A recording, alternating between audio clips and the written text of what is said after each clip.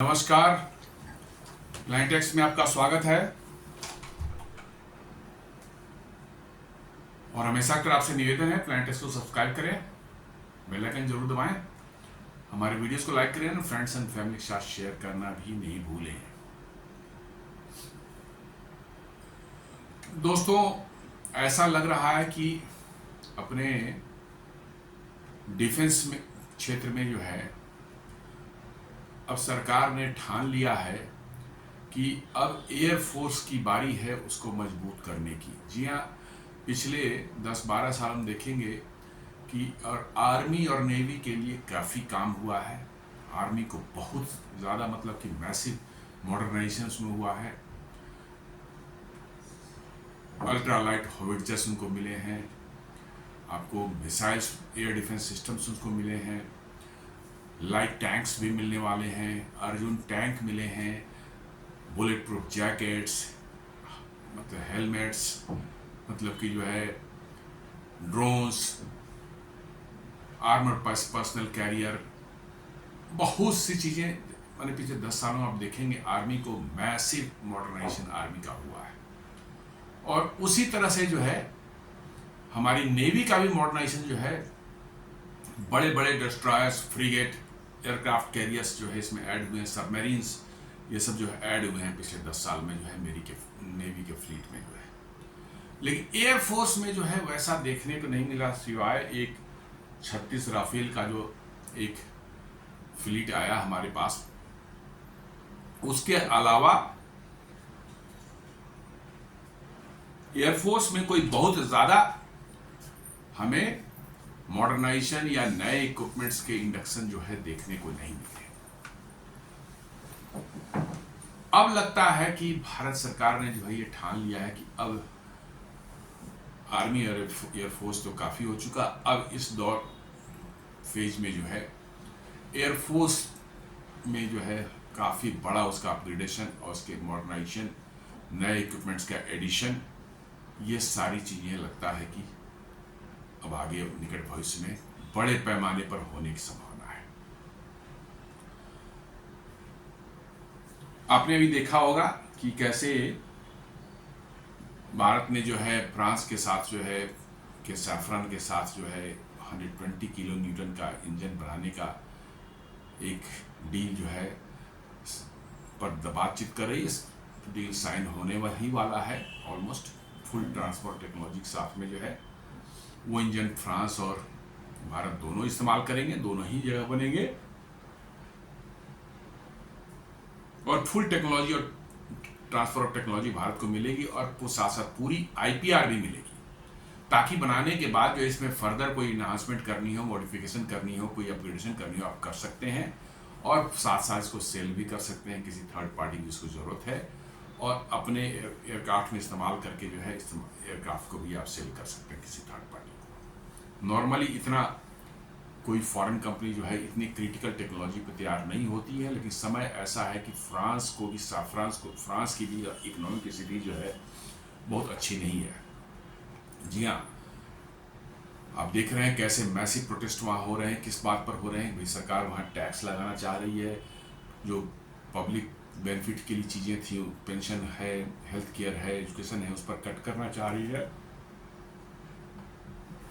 इसको लेकर के बहुत मैसिव प्रोटेस्ट जो है पिछले कुछ दिनों से वहाँ पर रास्ता हो रहे हैं। दो प्राइम मिनिस्टर रिजाइन कर चुके हैं, मैक्रोन के प्रति भी जो है उन्होंने ये दे रखा है, क्या कहते हैं, इम्पीचमेंट मोशन का प्रस्ताव दे रखा है। तो ये साफ बताता है कि फ्रांस की आर्थिक स्थिति डवाडोल है और फ्रांस के पास अब पैसे नहीं हैं, उतना रिसोर्सेज नहीं है कि वो नए जनरेशन के एयरक्राफ्ट के लिए जो है एयरक्राफ्ट और इंजन की R&D में पैसा लगा सके और नए प्रोडक्ट्स बाहर ला सके, क्योंकि इसमें सालों वक्त लगता है और बहुत पैसे लगते हैं। छोटे मोटे अमाउंट के पैसे ने, एक एयरक्राफ्ट नया डिजाइन किया है, एक इंजन डिजाइन कर रहा है, समझ $2-4 बिलियन तो वैसे ही खप जाने हैं उसमें। तो फ्रांस की भी मजबूरी थी कि भाई अब नए जनरेशन का इंजन हम नहीं बनाएंगे तो पीछे पड़ जाएंगे दुनिया से जो है, और यदि बनाना है तो फिर उतने पैसे हमारे पास में नहीं है। तो वो भारत के साथ कोलैबोरेशन कर रहे हैं ताकि उसका एक बड़ा हिस्सा खर्च का जो है, कम से कम मैं मानता हूँ 50% हिस्सा जो है भारत जो है निश्चित रूप से उस पर खर्च करेगा। और इसके एवज में फ्रांस क्या देगा, फुल ट्रांसफर टेक्नोलॉजी देगा, और फ्रांस और भारत मिल करके जो है नए इंजन 120 किलोमीटर का इंजन डेवलप करेंगे, जिसको इस्तेमाल किया जाए कहाँ, हमारे एडवांस मीडियम एयरक्राफ्ट में जो है यहाँ जो बन रहे हैं, जिसकी पहली फ्लाइट ये उम्मीद की जा रही है कि 2028 वगैरह के आसपास में होगी। तब तक ये उम्मीद की जा रही है कि ये इंजन बन जाए। यदि नहीं बनेगा तो G414 इंजन के साथ शायद इनिशियल जो है टेस्टिंग वेस्टिंग उड़ान हो। लेटर ऑन जब ये इंजन तैयार हो जाएगा तब ये इंजन ही जो है 120 किलोमीटर का जो है साफरान और GTR का इंजन जो बनेगा, यही इस्तेमाल होगा आपको एमका जेट को उड़ाने के लिए जो है। तो एक बहुत बड़ी डील, $7 बिलियन की डील है जो होने वाली है, एकदम बिल्कुल on the verge of completion पहुंच चुकी है।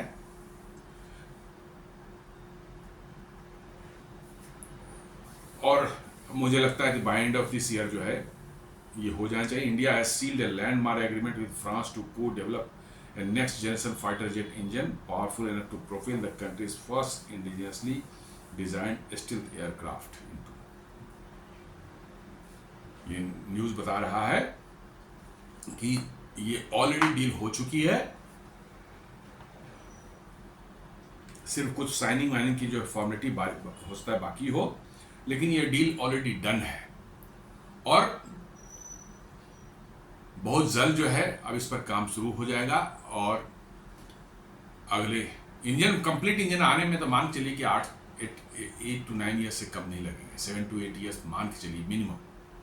अभी आप बना रहे हैं तो ये बन करके आएगा 31-32 में रेडी हो पाएगा इंजन, क्योंकि टेस्टिंग में और सर्टिफिकेशन में ही भी कई साल, 3-4 साल लग जाते हैं। बना भी लिया आपने तो टेस्टिंग में 3-4 साल लग जाते हैं। हर कंडीशन में टेस्ट करना पड़ता है, कुछ मॉडिफिकेशन जो पड़ी तो मॉडिफाई किया, फिर टेस्ट किया, हंड्रेड्स ऑफ टाइम टेस्ट करने पड़ते हैं, ज़मीन पर, हवा में, हर जगह टेस्ट करने पड़ते हैं। फिर उसका सर्टिफिकेशन का दौर शुरू होता है, अलग अलग कंडीशंस में इंजन कैसे परफॉर्म कर रहा है वो दिखाना पड़ता है, इमरजेंसी कंडीशंस में इंजन कैसे रिस्पॉन्ड करता है वो सब देखनी पड़ती है, तब जाके सर्टिफाई होता है, तब जाके ये किसी प्लेन में लगने लायक बनता है। तो ये टाइम टेकिंग जॉब है, लेकिन आप एक बार बना लेते हैं इसको, टेक्नोलॉजी का नो हाउ और नो व्हाई समझ जाते हैं आप, तो फिर आपके लिए आगे खुद से जो है नए इंजन्स, नए साइज के, नए थ्रस्ट के वाले इंजन जो है, या कम थ्रस्ट वाले इंजन आप अपने रिक्वायरमेंट के हिसाब से डिजाइन कर सकते हैं, बना सकते हैं। लेकिन इंजन बनाने में कोई भी नया इंजन शुरू करते हैं, इवन इफ कि आप सब कुछ जानते हैं, फिर भी 4-5-6 साल का आपको 7 साल का वक्त लग सकता है, क्योंकि टेस्टिंग बहुत बड़ा टाइम कंज्यूम करता है।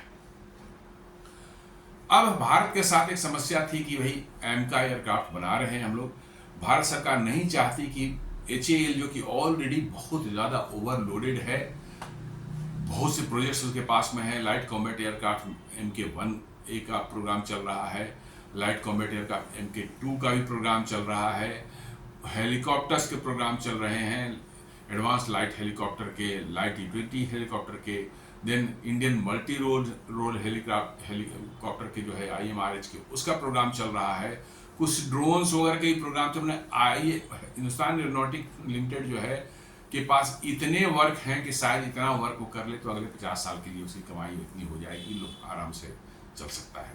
बहुत ज़्यादा वर्क है, और इसलिए भारत सरकार इसको समझ रही थी कि इसको यदि हमने हिंदुस्तान एरोनॉटिक्स को ये वर्क भी मिल जाता है तो वर्चुअली सारे वर्क जो है फिर फंस जाएंगे और उनका कंप्लीट हो पाना मुश्किल होगा।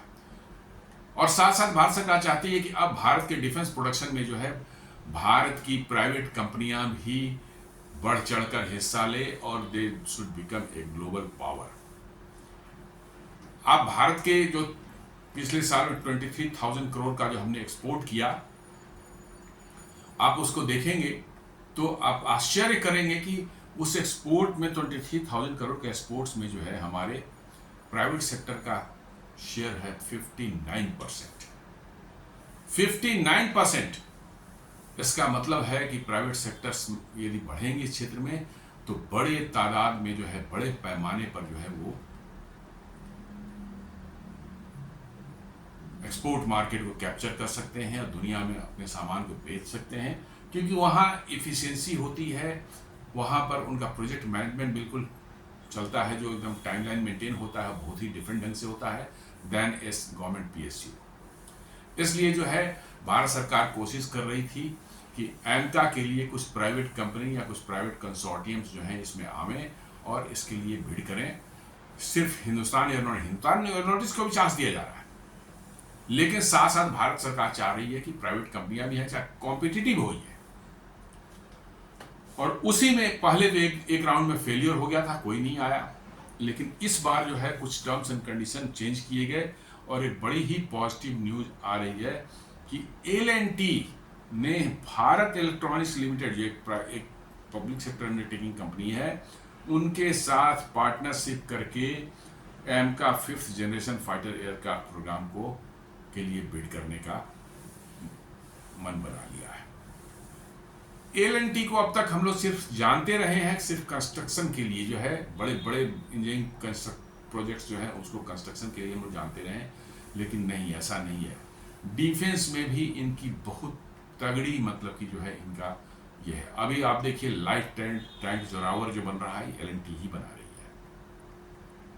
इसके पहले K9 वज्र टैंक जो है हनवा डिफेंस जो है कोरिया के, उसके सहयोग से जो है इन्होंने L&T ने ही बना के दिया था। 155 mm गन वाले जो है ट्रैक्ट होविट्जर जिनको बोलते हैं हम लोग, या सेल्फ प्रोपेल्ड होविट्जर भी कहा जाता है, जिस पर 155 mm की जो है तोप लगी रहती है, लेकिन बॉडी जो है वो टैंक वाली बॉडी रहती है, चेन वाली, जिस पर ट्रैक वाली। तो वो 100 का उन्होंने ऑलरेडी सप्लाई बिफोर टाइम कर दिया, जो उनके शेड्यूल दिया तो उस शेड्यूल के बिफोर कर दिया। और इतनी पर मतलब खुश हुई हमारी भारतीय सेना उसके परफॉर्मेंस से कि 100 के बाद नेक्स्ट 100 का ऑर्डर दिया है, वो भी करीब करीब जो है मैंने आधा से अधिक बन चुका है और रेस्ट जो है टाइम से पहले डिलीवर हो जाएगा।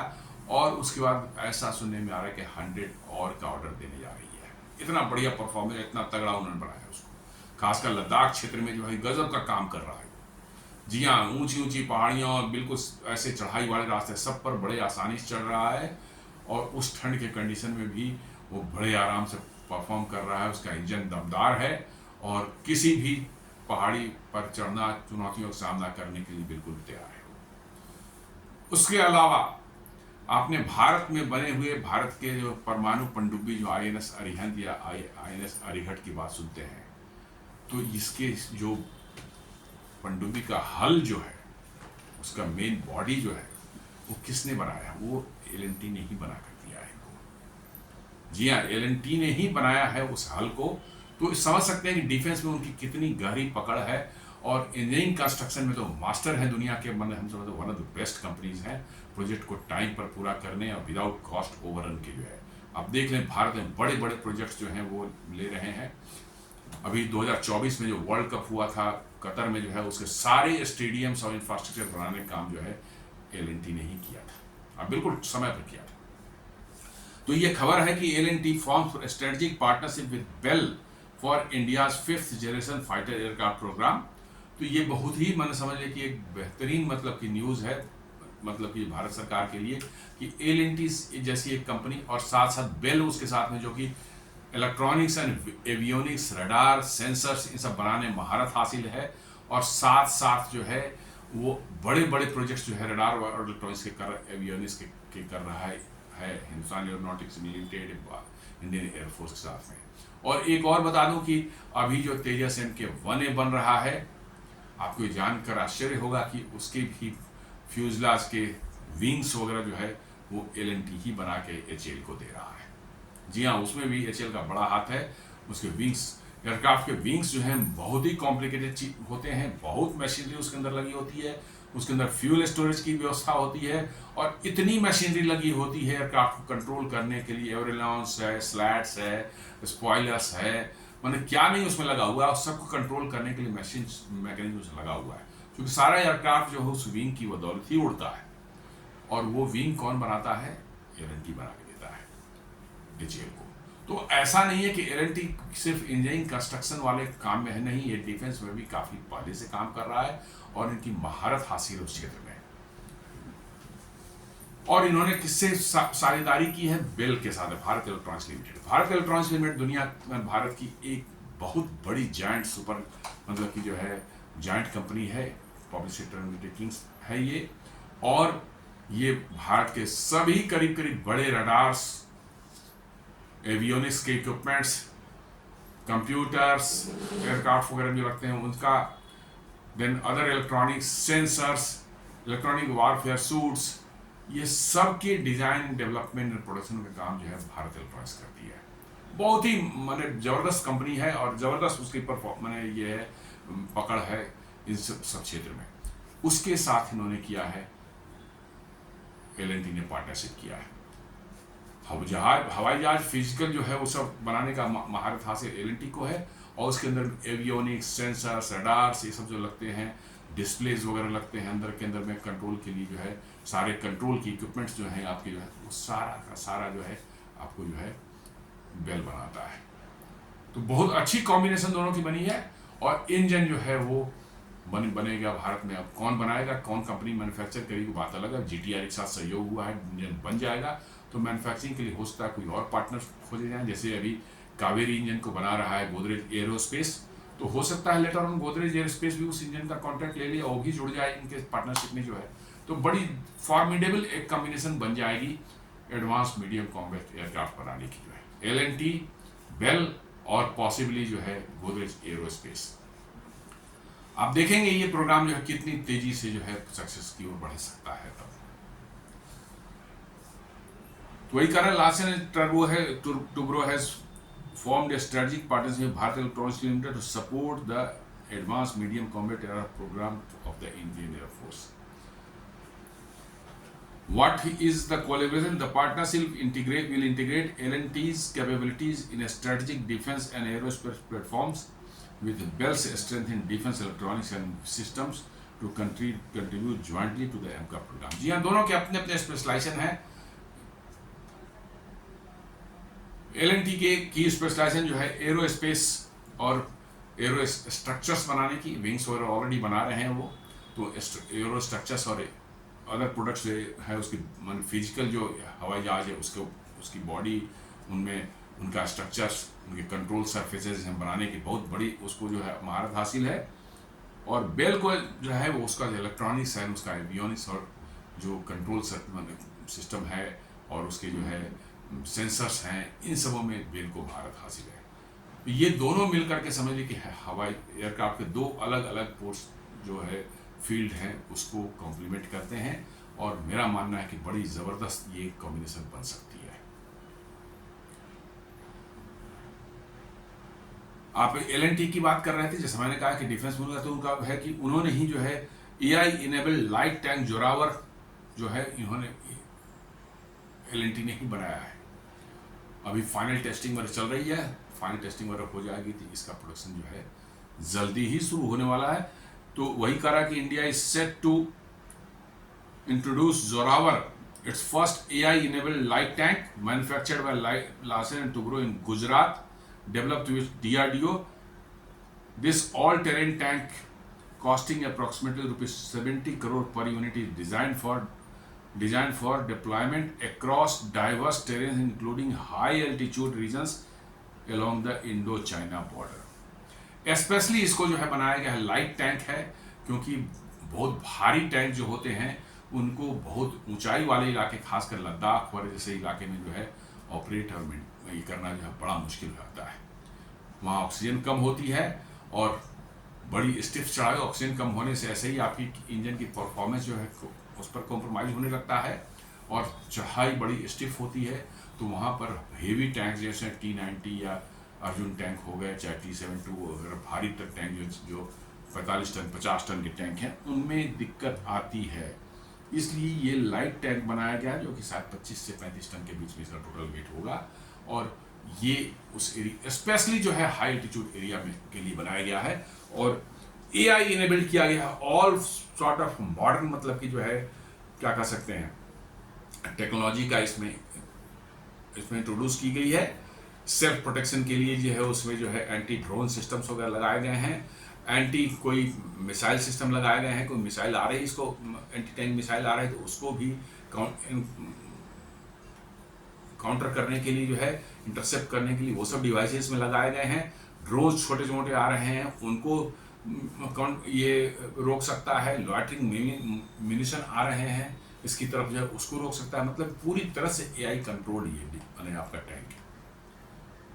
और जितने भी लेटेस्ट टेक्नोलॉजीज हैं वो इसमें लगाए गए हैं और काफ़ी इसको माना जा रहा है कि ये सुरक्षित और मतलब इफेक्टिव टैंक होने वाला है भारतीय सेना के लिए। और ये स्पेशली का जाए कहाँ, लद्दाख वाला area, line of actual control वाला एरिया है, या हो सकता है सिक्किम के एरिया में भी जाए, या अरुणाचल प्रदेश के भी कुछ एरिया में जा सकते हैं जो लाइन ऑफ एक्चुअल कंट्रोल है चाइना के साथ में, क्योंकि ये सब पहाड़ी एरिया है। हाँ, कश्मीर के भी जो है नॉर्दर्न कश्मीर वगैरह का पोर्शन जो है जहाँ पर ये है वहाँ पर भी यूज़ होता है, बट वो बहुत ज़्यादा मतलब कि पहाड़ी है, ऊंचे नीचे, तो वहाँ पर टैंक चल नहीं सकता शायद। तो ये लद्दाख के एरिया के लिए जो है और सिक्किम के एरिया में जो है काम आ सकता है। DRDO India is preparing to roll out its first indigenous AI tank, light tank Zorawar, being manufactured at Larsen and Toubro's facility in Gujarat's Hazira shortly, defense sources said. Developed in collaboration with the Defense Research and Development Organization, Zorawar represents a major leap in India's defense manufacturing capability. जी हाँ, ये बहुत बड़ा एक हुआ, मात्र 3 साल के अंदर में इसको बना के इन्होंने रेडी कर दिया। जी हाँ, डिजाइन एंड डेवलपमेंट जो है इसका डिजाइन जो है इसने बनाया था, क्या कहते हैं DRDO ने बनाया था, और इसको जो है इस डिजाइन मैन्युफैक्चरिंग का काम जो दिया गया वो L&T को दिया गया, और 3 साल के अंदर में टैंक बन करके तैयार हो गया, उसकी टेस्टिंग चल रही है और बहुत जल्द जो है ये सेना में शामिल होगी। तो L&T के डिफेंस कैपेबिलिटीज के बारे में कोई शक नहीं होना चाहिए, किसी तरह का शक उनकी डिफेंस कैपेबिलिटीज में नहीं होनी चाहिए, क्योंकि they have done it in the past और they are doing at present also, जहां पर वो डिफेंस के बहुत अच्छे प्रोडक्ट्स जो हैं बिल्कुल टाइमलाइन के अंदर में उन्होंने जो है डिलीवर करके दिया है विदाउट एनी कॉस्ट ओवररन्स या किसी तरह की और टेक्निकल प्रॉब्लम की वजह से के बावजूद। अब जैसा मैंने कहा कि 28 firms keen to tie up for AMCA stealth fighter jet project, says HAL chairman. HAL भी जो है इसमें पार्टिसिपेट कर रहा है, AMCA वाले जो है प्रोग्राम है उसमें जो है, और वो भी जो है छोटे छोटे और भी करीब 28 फर्म्स जो हैं वो HAL, चूंकि HAL सारा काम तो करता नहीं है, HAL को कह सकते हैं कि वो मेन माने लीड इंटीग्रेटर है, उसके सप्लाई जो है अलग अलग सोर्सेज से आते हैं और वो सप्लाई करने वाले उसके छोटे छोटे बहुत से फर्म्स हैं। वही वो बता रहा है कि 28 फर्म्स जो हैं they are keen to tie up with AMCA stealth programme fighter project, says HAL chairman. मैंने 28 कंपनियां HAL के साथ जोड़ करके इस प्रोग्राम में जो है पार्टिसिपेट करना चाहती है। In a major push to the indigenous Indian defence manufacturing, state-owned Hindustan Aeronautics Limited is moving forward with a crucial public-private partnership for the development of the country's next-generation stealth fighter. According to a Hindustan Times report, HAL chairman Dr. D.K. Sunil announced on Sunday that as many as 28 private firms have expressed interest in collaborating on the ambitious project officially known as the Advanced Medium Combat Aircraft. वो कह रहे हैं कि 28 लोग जो हम इनके partners हैं, इनके सप्लायर्स हैं, सप्लाई चेन में इनके पार्टनर्स हैं, वो इनके साथ कोलेबरेट करके ज्वाइंटली ये इस प्रोजेक्ट के लिए AMCA एयरक्राफ्ट बनाने के प्रोजेक्ट के लिए बिड करने जा रहे हैं। और L&T ने बेल को ऑलरेडी चूज कर लिया है। मुझे लगता है कि उनके साथ गोदरेज एरोस्पेस भी जुड़ जाए तो it will be very very formidable combination, क्योंकि उनकी इंजन बनाने की एक्सपीरियंस है, एरो स्ट्रक्चर्स बनाने की एक्सपीरियंस है, और बहुत से मतलब कि जो है डिफेंस के प्रोडक्ट्स बनाने की उनका एक्सपीरियंस है गोदरेज एरोस्पेस को भी। वो ऑलरेडी अभी कावेरी इंजन बनाकर डिलीवर करना शुरू कर चुके हैं DRDO को। तो ये बड़ा एक कह सकते हैं कि पिछले बार जब इस प्रोग्राम को किया गया था कि प्राइवेट कंपनियां भी इसमें बिड करें, कोई नहीं आया था, बट दिस टाइम सरकार ने कुछ टर्म्स कंडीशन में बदलाव किए हैं। इसको लेकर के जो है बड़े तादाद में जो है इंटरेस्ट आना शुरू हो गए। इसके साथ साथ मैंने कहा ना, जैसे कि एयरफोर्स के लिए सरकार ने डिसाइड कर लिया है कि अब हम जो है एयरफोर्स को की बारी है कि उनको मॉडर्नाइज किया जाए, उनका अपग्रेड किया जाए। और अभी जो उनका स्क्वाड्रन स्ट्रेंथ जो है बहुत कम हो चुकी है, 42 से घट करके 31 या 30 तक आ चुकी है, या 29 भी शायद जा चुकी है। तो उसको जो है जल्दी से जल्दी फुलफिल करने का, और न सिर्फ फुलफिल करने का, बट अब तो ऐसा कहा जा रहा है कि अब शायद ये डिसीजन ले लिया गया है कि अब 2047 तक जो है 42 नहीं रहेगा, बट रादर 56 या इवन 60 स्क्वाड्रन्स जो है भारतीय वायुसेना के पास होगी कॉम्बैट एयरक्राफ्ट की। तो ये बहुत बड़ा न्यूज कह सकते हैं कि 42 से बढ़कर के 56 या 60 हो जाए, क्योंकि बाय दैट टाइम चाइना और आपके अदर एडवर्सरीज जो है उनकी स्ट्रेंथ कितनी हो जाएगी, यू नेवर नो। तो इसलिए जो है ये प्लान जो किया गया कि 2047 तक जो है हम 56 या उससे ही बढ़ करके 60 स्क्वाड्रन तक ले जाएंगे स्ट्रेंथ को जो है। और इसके लिए बड़े पैमाने पर काम चल रहा है। एक तो एमका है ही, एडवांस मीडियम कॉम्बैट एयरक्राफ्ट वो प्रोजेक्ट तो है ही, उसके साथ साथ तेजस MK2 का प्रोग्राम चल रहा है जिसमें 250 से 300 एयरक्राफ्ट शायद बनेंगे। देन तेजस MK1A का जो है अभी एक ऑर्डर 83 का दिया गया है, दूसरा ऑर्डर 97 का जो है ऑलरेडी जो है CCS ने अप्रूव कर दिया गया है, वो भी किसी समय दे दिया जाएगा। ये 3 हो गए, साथ साथ जो है एक चौथा जो और साथ में आ रहा है कि MRF टेंडर चल रहा था, उसमें अब आ गया कि भाई टेंडर के थ्रू नहीं, गवर्नमेंट टू गवर्नमेंट डील होगी। और 114 राफेल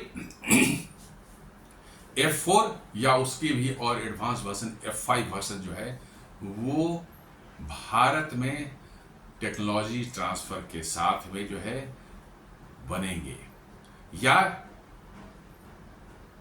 डॉसॉ एविएशन जो है वो भारत में खुद मैन्युफैक्चर करके ये एयरक्राफ्ट जो है 114 एयरक्राफ्ट जो है भारत को डिलीवर करेंगे। और इसके अंदर में बड़ी तादाद में जो है इंडिजिनाइजेशन इस एयरक्राफ्ट का होगा, जिसमें कि जो कंपोनेंट्स और उसमें जो लगते हैं सामान लगते हैं उनको ज़्यादा से ज़्यादा भारत में ही बनाया जाएगा या भारत में किसी से बनवाया जाएगा। मतलब कि 60% 70% इंडिजिनाइजेशन जो है, या 60% कर सकते हैं इंडिजिनाइजेशन जो है इस एयरक्राफ्ट का आपको यहाँ देखने को मिल सकता है। बनेगा जरूर डॉसॉ एविएशन के प्लांट में जो है भारत में, चाहे नागपुर में बने चाहे हैदराबाद में बने, कहीं ना कहीं तो बनेगा ही। क्योंकि Dassault aviation already Tata advance systems को जो है राफेल के एरो स्ट्रक्चर्स बनाने का, उसका बॉडी फ्यूजलाज बनाने का कॉन्ट्रैक्ट दे चुका है, और 2028 से जो है पहला फ्यूजलाज बन करके आ जाएगा। M88 का जो है वो हैदराबाद में ऑलरेडी जो है बना रहे हैं MRO फैसिलिटी, उसके इंजन जो M88 इंजन राफेल का है। तो यदि MRO फैसिलिटी बन जाती है तो इंजन बनाना तो कोई मुश्किल काम है ही नहीं, क्योंकि MRO जो फैसिलिटी जो है वो होती है वो एज बिग इंजन मैन्युफैक्चरिंग के प्लांट जैसे ही होती है। तो यदि M88 इंजन भी यहाँ बन जाता है और एरो स्ट्रक्चर से बन जाता है तो आपका तो ऐसे ही 60% कम हो जाएगा। और कुछ इलेक्ट्रॉनिक्स और अदर मतलब पार्ट्स जो हैं भारत में यदि डॉसॉ एविएशन बनवाता है प्राइवेट कंपनियों से जो है तो 60% इंडिजिनाइजेशन तो ऐसे ही हो जाएगा। तो ये 114 एयरक्राफ्ट जो है पूरी की पूरी तरह से मेक इन इंडिया प्रोग्राम के तहत जो है डॉसॉ एविएशन जो है भारत में किसी के साथ पार्टनरशिप कर सकता है। हालांकि उनकी partnership already Anil Ambani group के रिलायंस के साथ ऑलरेडी है, जो कि नागपुर में अभी कुछ काम करता है। उनका गल्फ स्ट्रीम करके जो है एक प्राइवेट जेट जो होते हैं वो बना रहा है यहाँ से एक्सपोर्ट के लिए जो है। तो कहने का एसेंस है कि उनका ऑलरेडी इंफ्रास्ट्रक्चर यहाँ बन चुका है, काफ़ी काम उनका यहाँ शिफ्ट हो चुका है। अब कोई बहुत बड़ी चीज़ नहीं है उनको भारत में कुछ करना हो। उनको MRO बना रहे हैं, वो उन्होंने कॉन्ट्रैक्ट दे दिया है एरो स्ट्रक्चर्स अपने फ्यूजलाज बनाने का।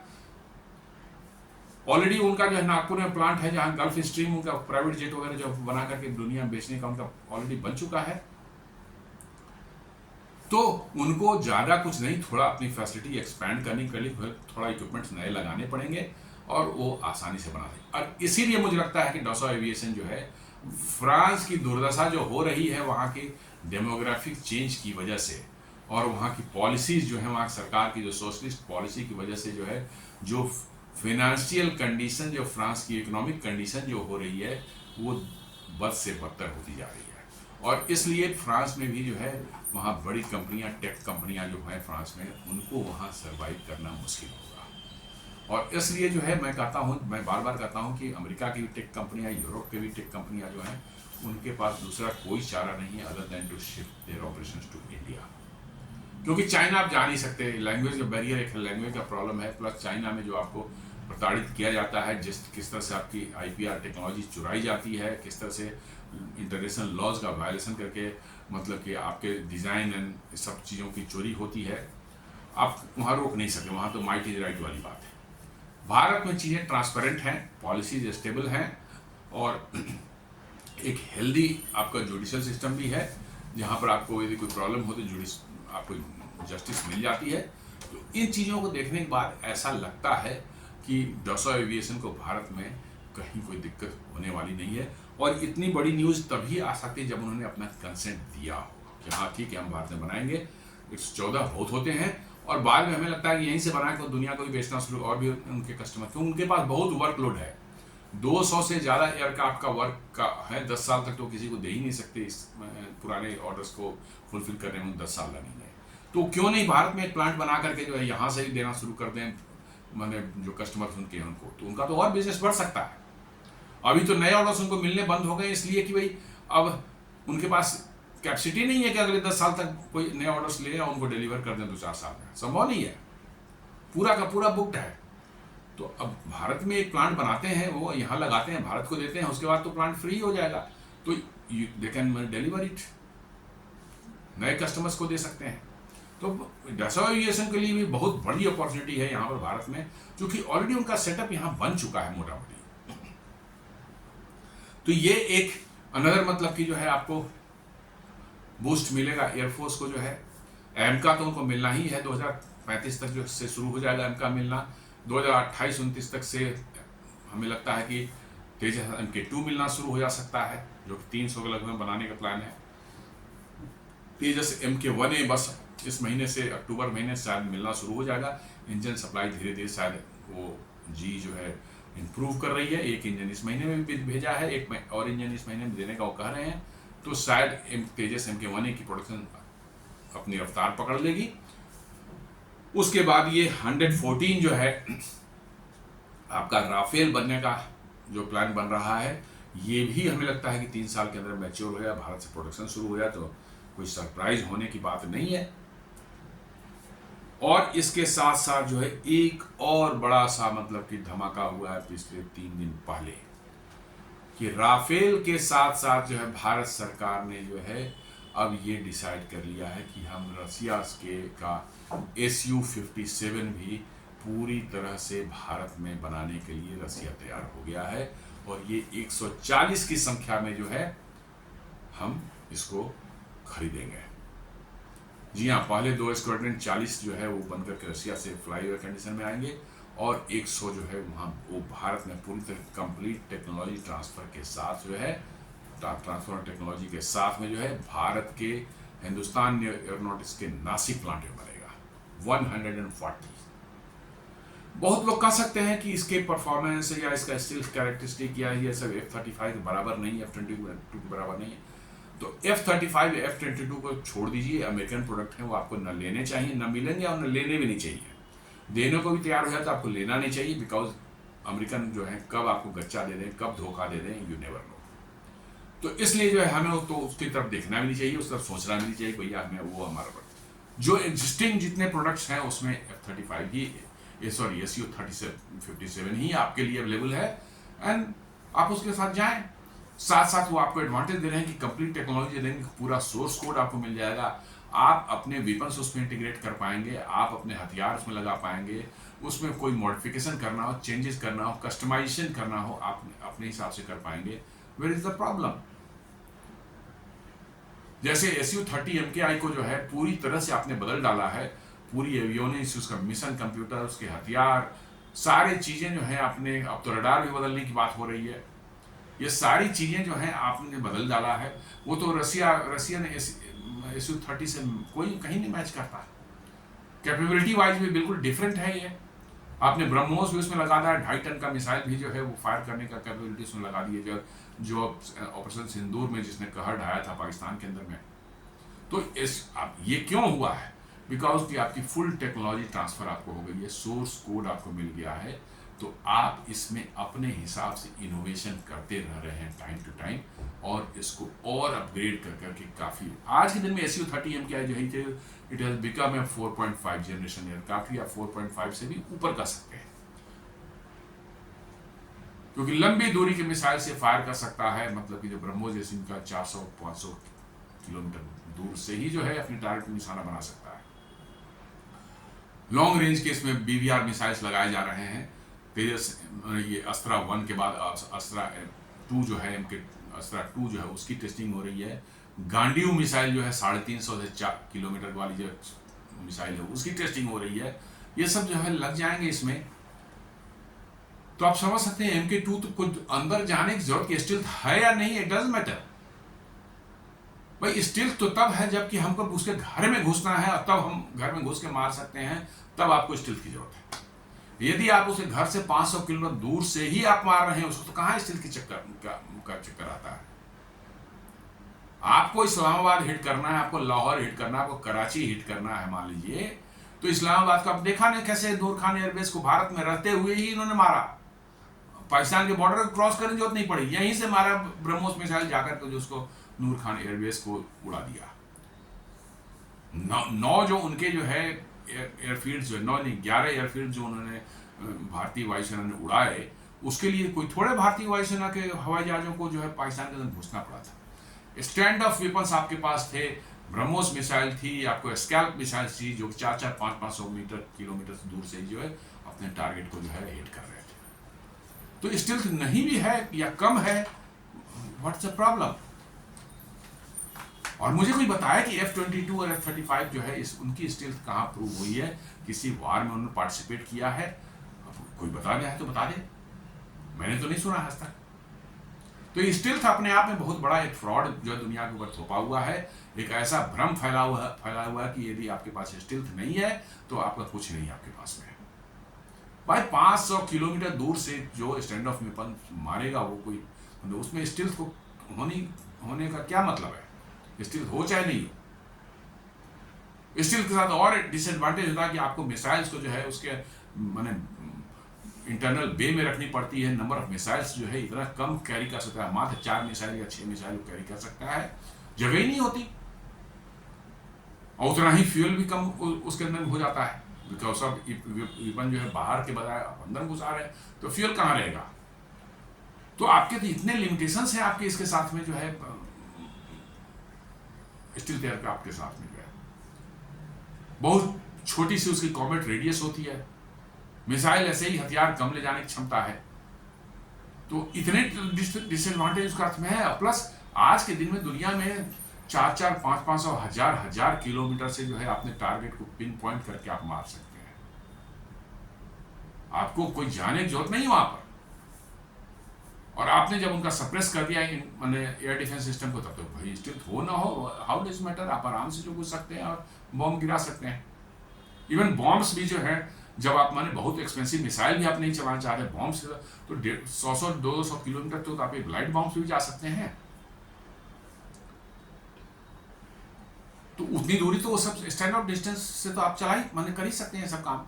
तो इसलिए स्टिल्थ यदि SU-57 का कम भी है, उसका RCS यदि ज़्यादा भी है, तो कोई बहुत बड़ी समस्या नहीं, क्योंकि आपको जो मिल रही है complete technology transfer with source code, जो आपको एडवांटेज देता है कि आप अपने इंडिजिनस हथियार उसमें जब चाहें जैसे चाहें फिट कर सकते हैं, इस्तेमाल कर सकते हैं, जो कि दूसरे एयरक्राफ्ट में नहीं होता इतना। SU-57 का फ्रंट से जो है एक्सपर्ट्स बताते हैं कि फ्रंट से इसका भी जो है स्टिल्थ ठीक ठाक है, अच्छा है, कोई बहुत ज़्यादा कमी नहीं है स्टिल्थ में जो है। हाँ ठीक है, F-22 रैप्टर के बराबर नहीं हो सकता, लेकिन इसके भी रडार RCS जो है, रडार क्रॉस सेक्शन जो है फ्रंट से जो है कम है, ज़्यादा नहीं है। हाँ साइड से और रियर साइड पीछे से जो है इसका स्टील्थ काम नहीं करता, उतना ज़्यादा नहीं अच्छा है, ये बात सही है। लेकिन जैसा मैंने बताया कि आज के ज़माने में जिस तरह चेंजेज आ रहे हैं, स्टैंड ऑफ वेपन का ज़माना आया है, आपको ज़्यादा कुछ करना नहीं है भैया, इतनी दूरी से आप मैंने हमला कर सकते हैं कि you need not go there. Loitering munition का इतना इस्तेमाल हो रहा है, आपने देखा ऑपरेशन सिंदूर में कैसे लाहौर में और इन जगहों पर जो है चाइनीज जो है डिफेंस सिस्टम लगे हुए थे, कैसे हमारे लॉटरी म्यूनिशन जो है जाकर धड़ाम धड़ाम गिर रहे थे, सारे उनके एयर डिफेंस तो उड़ गए ऐसे ही। आपके जो है S-400 के जो है उसके डर से जो है उनके सारे एयरक्राफ्ट जो भाग गए पीछे पश्चिमी बॉर्डर की तरफ जो है, क्योंकि 400 किलोमीटर का रेंज इसका है S-400 का। 5-6 उनके जो है हवाई जहाज को S-400 ने मार के गिरा दिया, वो सारे के सारे डर के मारे भाग गए। तो लड़ाई तो ऐसे हो रही है, तो स्टील्थ रख के करेंगे क्या आप? तो यही कहने का मतलब। और स्टील्थ का ऐसे भी मैं बार बार कहता हूँ कि stealth is a fraud. Stealth को जो है लो बैंड वाले रडार जो है, VHF बैंड वाले रडार या L बैंड वाले रडार जो है, ये बहुत आसानी से पकड़ सकते हैं। ग्राउंड बेस्ड रडार जो भी हैं बहुत आसानी से पकड़ सकते हैं और मिसाइल्स को जो है गाइड करके जो है गिराया जा सकता है। त्रिवेंद्रम एयरपोर्ट पर क्यों उतरा था F-35 विमान जो है रॉयल नेवी का, जो कि स्टील्थ का था अपने आप को, इसी वजह से उतरा था। आपके IACCS integrated air command and control system ने जो है, जो कोस्टल रडार्स मेंटेन करती है, उसने पकड़ लिया था उसको। अब जब पकड़े गए तब तो बेइज्जती हो जाए, भैया स्टील्थ से तो पकड़ कैसे लिया आपको, कैसे डिटेक्ट कर लिया? तब उन्होंने बहाना बनाया कि नहीं हमारा फ्यूल कम हो गया है, हम उतरना चाह रहे हैं, ये होकर के उतर गए। फ्यूल डाल दिया उसके अंदर में तो पता नहीं, अब हमारा हाइड्रोलिक्स काम नहीं कर रहा है। अरे भाई एक बात तो बताओ, हाइड्रोलिक्स काम नहीं कर रहा है और उसके चक्कर में 30-35 दिन गुजारे और फिर यहाँ से निकल गए ताकि उनकी इज्जत बची रहे। नहीं तो लॉकहीड मार्टिन का तो इज्जत निकलनी थी कि भैया आपका स्टील को इंडियन एयरफोर्स का जो है सिंपल सा एक रडार ने जो उसको आराम से डिटेक्ट किया, उसको कहा कि उतरो नहीं तो तुमको मार गिरा देंगे। ये तो हालत है आपकी। तो इसलिए स्टील्थ का जो है, जो लोग रोना रोते हैं, नहीं ये उतना बड़ा इंपॉर्टेंट फीचर नहीं है आज के दिन में।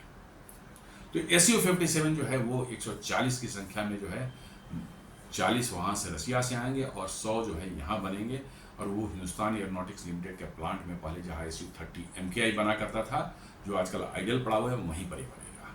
और रशियन टीम, जैसा बता रहे हैं लोग कि रशियन टीम ऑलरेडी जो है यहाँ विजिट कर चुकी है, सारी फैसिलिटीज़ को देख रहे हो, इवेल्युएट कर रहे हैं कि क्या क्या इसमें करना पड़ेगा, कुछ माइनर मॉडिफिकेशन जो सिस्टम बना हुआ है वहाँ पर मैन्युफैक्चरिंग के, उसमें क्या क्या मॉडिफिकेशन करने पड़ेंगे और कितनी इन्वेस्टमेंट लगेगी, ये सब बात वो ऑलरेडी देख कर गए हैं। मुझे लगता है कि रशिया के साथ भी मजबूरी है कि जब तक भारत नहीं खरीदेगा ये एयरक्राफ्ट, दूसरा कोई नहीं खरीदेगा। क्योंकि भारत इतना बड़ा एक वायुसेना है और इतनी स्ट्रिंजेंट टेस्टिंग करते हैं कि आपने देखा होगा कैसे राफेल में जो है कोई नहीं खरीद रहा था। 2016 में जैसे ही भारत का जो है ऑर्डर किया उसको 36 राफेल का, झड़ी लग गई। UAE, Qatar, Indonesia, Egypt, Greece, कहाँ के सबने जो है, मैंने सऊदी अरब, सबों ने ऑर्डर्स को दिए। 200 से ऊपर ऑर्डर्स पड़े हुए हैं और ये बना नहीं पा रहा है। तो उसी तरह से रसिया के साथ भी है, यदि भारत खरीद लेगा तो इसके जो है हथियार जो है, ये खासकर SU-57 जो है, दुनिया में और देश जो है खटाखट इसको ऑर्डर देने लगे हैं, क्योंकि समझ जाए कि भारत, इंडियन एयरफोर्स ने ले लिया, इसका मतलब हथियार ये पूरा एकदम पक्का है, बढ़िया है और इसकी बिक्री बढ़ेगी। राजनाथ सिंह इधर गए थे मोरक्को में, इस पर मैंने वीडियो भी कल बनाया था। मोरक्को गए थे और उन्होंने जो है एक, मैंने उद्घाटन कहिए या जो भी कहिए, टाटा ग्रुप का जो है एक कॉम्बैट व्हीकल प्लांट जो है उन्होंने मोरक्को में बनाया है, उसका उन्होंने जो है इनॉग्रेशन किया। जी हाँ, टाटा कर्स्टेल, ये जो है आप बोल सकते हैं वैप, व्हील्ड आर्मर्ड पर्सनल कैरियर इसको बोलते हैं, वैप जो है भारत में जो है टाटा जो बनाती है, टाटा कर्स्टेल के नाम से बनाती है, और इसी टेक्नोलॉजी को DRDO से लेकर के कल्याणी ग्रुप भी बनाती है। उन्होंने कुछ और नाम दिया है, भारत कुछ करके नाम दिया है।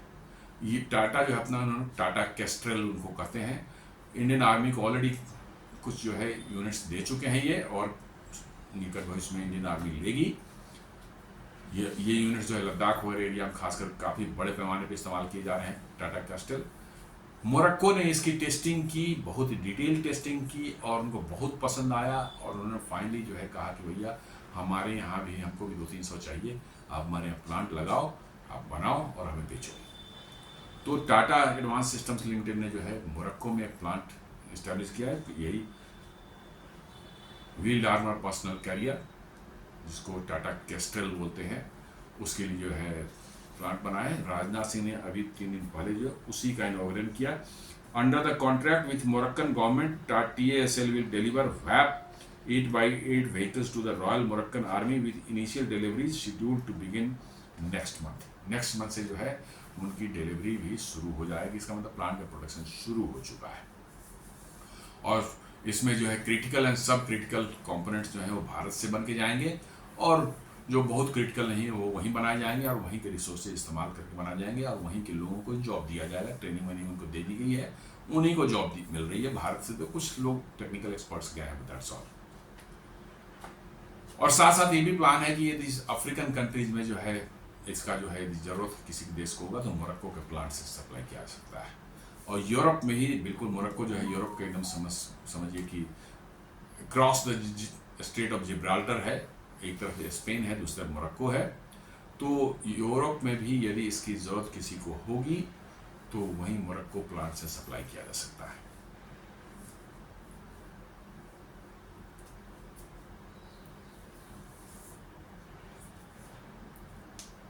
एक और है कि पारस डिफेंस है, एक ड्रोन एंटी ड्रोन सिस्टम बनाने वाली कंपनी है। इनको भी जो है इनको पहला ऑर्डर जो है मिलने जा रहा है, बहुत नज़दीक पहुंच गए हैं। Made in India portable drone jammers. जी हाँ, ड्रोन का खतरा आजकल बहुत ज़्यादा बढ़ चुका है।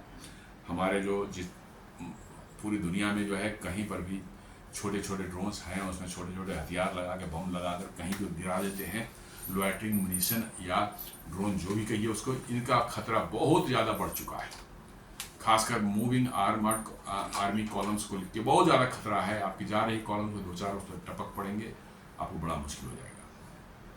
तो ये पारस डिफेंस जो है बड़ा अच्छा इनका नाम है। ये बनाते हैं पोर्टेबल ड्रोन जैमर्स। जी हाँ, आसपास में ड्रोन को जो है उड़ते हैं, उनका वायरलेस कंट्रोल जो है अपना, उनका जो ऑपरेटर होता है जो उड़ा रहा होता है उससे परमानेंट बनी रहनी चाहिए। जी हाँ, परमानेंट उससे कांटेक्ट नहीं तो फिर वो भटक जाएगा, गिर जाएगा। वो वहीं से कंट्रोल करता है जॉयस्टिक से जो है और ये उड़ता है। लेकिन उसको जो है जैम कर दिया, इलेक्ट्रॉनिकली जैम कर दिया जाए, को सिग्नल ही ना मिले तो फिर ड्रोन इनइफेक्टिव हो जाता है, उसको गिराया जा सकता है, उधर गिर जाएगा, खुद भी गिर जाएगा या उसको मार के गिरा दे सकते हैं आसानी से आप। तो ये पारस डिफेंस जो है उसका भी एक प्रोडक्ट है, एंटी ड्रोन जैमिंग सिस्टम जो है, ये आर्मी जो है उनको ऑर्डर देने वाली है, एकदम वहाँ पर फाइनल हो चुका है करीब करीब। अब भारत के जो है एक्सपोर्ट्स को आप देखेंगे तो जैसा मैं बता रहा था कि 23,000 करोड़ 2024-25 में हुआ है। आप देखेंगे इसमें जो है आपका 2014 का फिगर आप देखें, 13-14 का फिगर आप देखेंगे तो इट वाज ओनली 686 करोड़ और वहाँ से आप जंप करके जो है 34 टाइम्स 34 गुना बढ़े हैं और कहाँ पहुँचे 23,622 करोड़ का। और एम जो है वो है कि 2029 तक जो है डिफेंस एक्सपोर्ट जो है उसको बढ़ाकर 50,000 करोड़ का करने का है। और ये मुझे लगता है कि 29 क्या उसके पहले ही ना हो जाए, क्योंकि जिस तरह से जितने ऑपरेशन सिंदूर के बाद में जितने रिक्वेस्ट आ रहे हैं, जितने ऑर्डर्स आ रहे हैं, जितने रिक्वेस्ट आ रहे हैं, वो सब यदि मैच्योर करें तो आपको 2029 तक 50,000 करोड़ होना बहुत कोई मुश्किल काम बिल्कुल ही नहीं लगता है। आपकी ब्रह्मोस मिसाइल की डील ऑलरेडी वियतनाम और इंडोनेशिया से चल रही है, बड़ी डील है वो। आकाश मिसाइल आपने आर्मेनिया को दिया है, फिलीपाइंस और लेने वाला है, फिलीपाइंस और ब्रह्मोस की डिमांड उसने की है। देन लाइट कॉम्बैट हेलीकॉप्टर से नाइजीरिया शायद ले सकता है, उन्होंने उनका एवेलुएट किया था लास्ट ईयर जो है। सिमिलरली जो है आप मतलब कि जो है यदि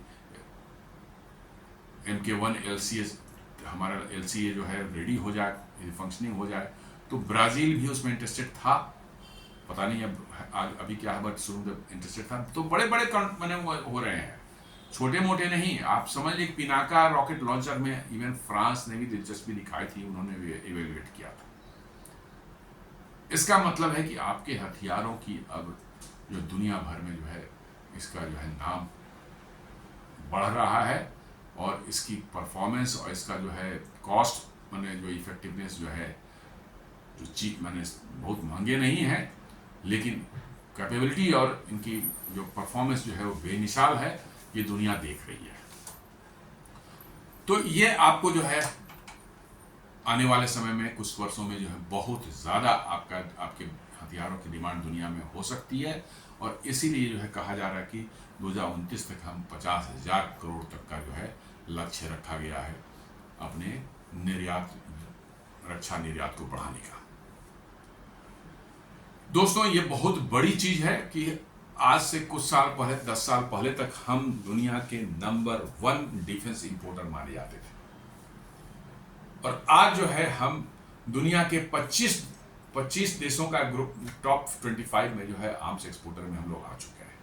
पहले हमारे यहाँ से एक्सपोर्ट का 686 करोड़ का बस, और आज 23,000 करोड़, और उसमें बड़े बड़े हथियार हैं। एटैक्स जो है, गन्स जो है हमने जो है आर्मेनिया को बेचे हैं, पिनाका रॉकेट लॉन्चर्स हमने बेचे हैं, आकाश मिसाइल्स जो हमने उसको दिए हैं। आकाश मिसाइल तो ब्राज़ील भी लेने को तैयार है, वो भी इवेल्युएट कर रहे हैं इसको। तो बहुत से पॉसिबिलिटीज है, इमेंस पॉसिबिलिटी अफ्रीका में, लैटिन अमेरिका में, आपको साउथ ईस्ट एशिया में बहुत ज़्यादा है, काफ़ी पॉसिबिलिटीज़ है। आप देख रहे हैं कैसे मोरक्को में जो है आपके टाटा एडवांस सिस्टम ने जो है ये अपना प्लांट लगाया है।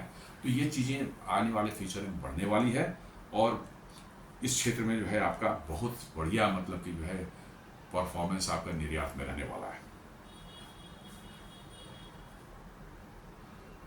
और ऑपरेशन सिंदूर के बाद आपने देखा था कि कैसे किसी भी बड़े, आपने जो है 3 दिन के अंदर में ही पाकिस्तान को धूल चटा दी और बिल्कुल घुटनों पर ला दिया, लेकिन किसी भी बड़े देश ने जो है आपको अच्छे से, ठीक है आपको अपोज भी नहीं किया, आपको गालियां भी नहीं दी, आपका कोई कंडेम भी नहीं किया, लेकिन अनइक्विवोकल सपोर्ट भी किसी बड़े देश ने नहीं किया आपको।